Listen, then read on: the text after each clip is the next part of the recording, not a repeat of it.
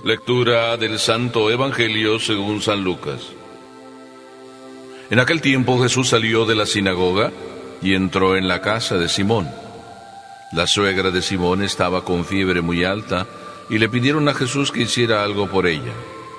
Jesús, de pie junto a ella, mandó con energía la fiebre y la fiebre desapareció.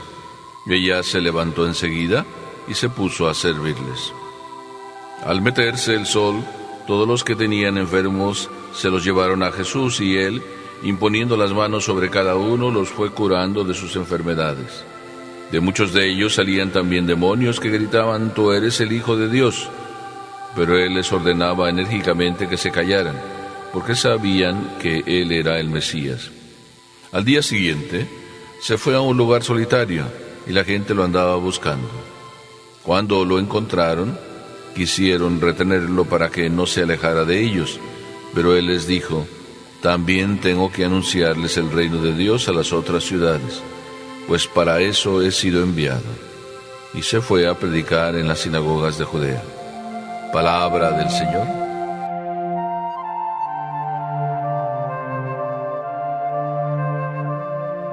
Un día en la vida de Jesús. Los días de la vida de Jesús transcurren como cualquier día en la vida de nosotros. Yo así pienso.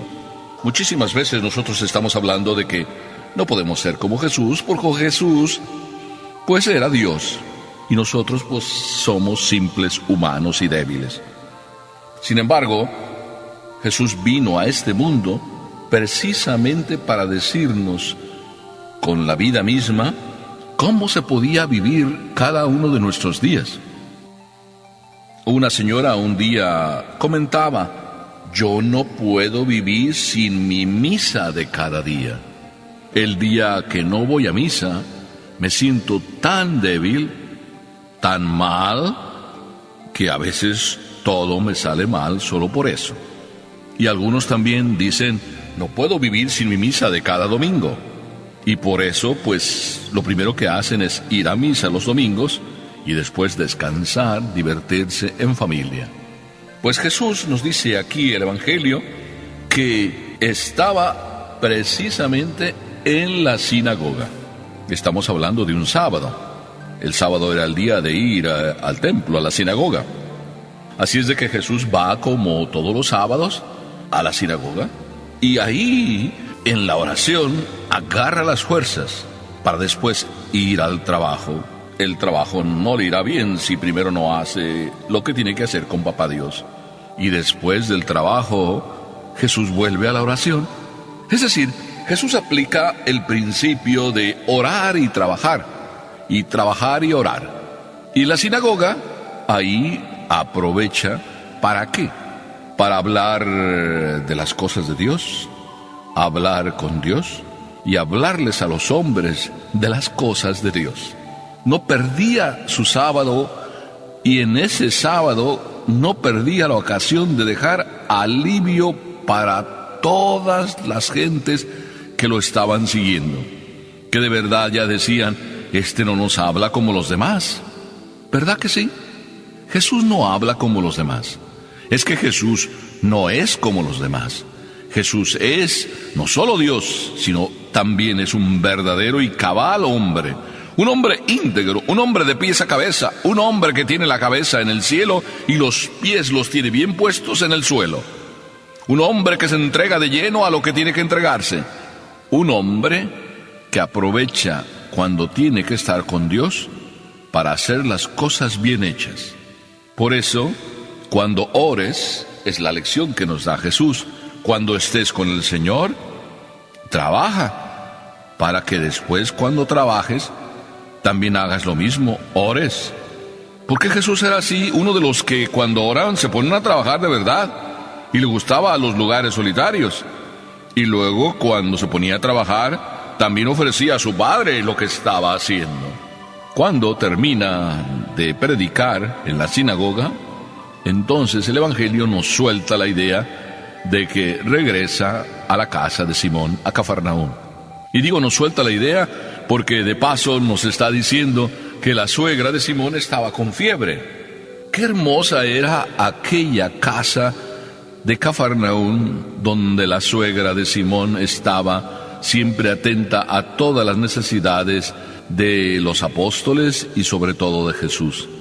Aquella era una casa maravillosa, le encantaba a Jesús, no solo porque tenía cerca el lago, sino porque tenía cerca todas las ciudades a donde él predicaba. El lago aquel de Cafarnaúm contempló muchos milagros, y en la casa de Pedro también ocurrieron muchos milagros. Pero resulta que la suegra está enferma. Jesús, yo creo que ya se habría dado cuenta que está enferma.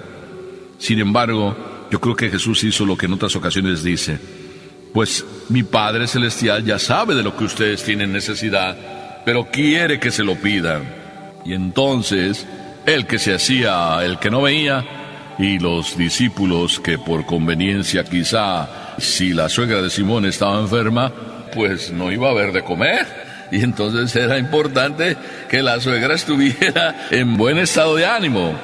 Por consiguiente, pues esta era una suegra de esas que todo el mundo quiere, porque no todas las suegras son como dicen. Esta era una suegra de verdad, una mamá, y mamá de todos los apóstoles. Mamá también, en cierta manera, de Jesús. Era la que siempre atendía en todas las necesidades. Por tanto, Jesús, de alguna manera, al sentirse invitado a curarla, claro que la cura, ni duda. Y no duda, pues, en cierta manera, por gratitud. Pero Jesús no duda porque siempre en su mente busca traer alivio a cada una de las almas. Y alivio también corporal. Así es de que curó a la suegra. ¿Por qué a veces nosotros no tenemos confianza con Dios? Inclusive a veces medio le regañamos porque decimos, pues Dios ni se acuerda de mí. Mejor es que te comas esas palabras, te lo digo de verdad, y que entonces te acuerdes de las palabras de Jesús, que nos dice que el Padre Celestial ya sabe de que tenemos necesidad, pero está esperando que se lo pidamos. Entonces pídeselo, y pídeselo con amor, y pídeselo como muchas veces en las oraciones que rezamos se dice: si esa es tu voluntad y eso es lo que tú deseas para nosotros, que se cumpla como deseas. Jesús entonces curó a la suegra, y me encanta lo que dice aquí San Lucas. La suegra se levantó enseguida y se puso a servirles. ¡Qué maravilla! Tenía que ser mujer. Tenía que ser mujer. Es que las mujeres verdaderamente son atentas, serviciales, rápidas, dinámicas, en su mayoría, porque también las hay que no son así. Pero en su mayoría, y abundan, son las que son dinámicas, las que son agradecidas, las que son entregadas, las que verdaderamente se sacrifican, las que están nada más a ver qué hace falta para entonces ellas de inmediato traer la solución.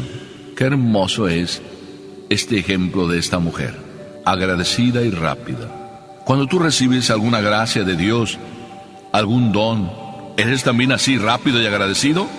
O a lo mejor eres de los que se dicen en su interior: pues era normal, tenía que hacerlo, he hecho tantas cosas que al menos esta tenía que hacerlo.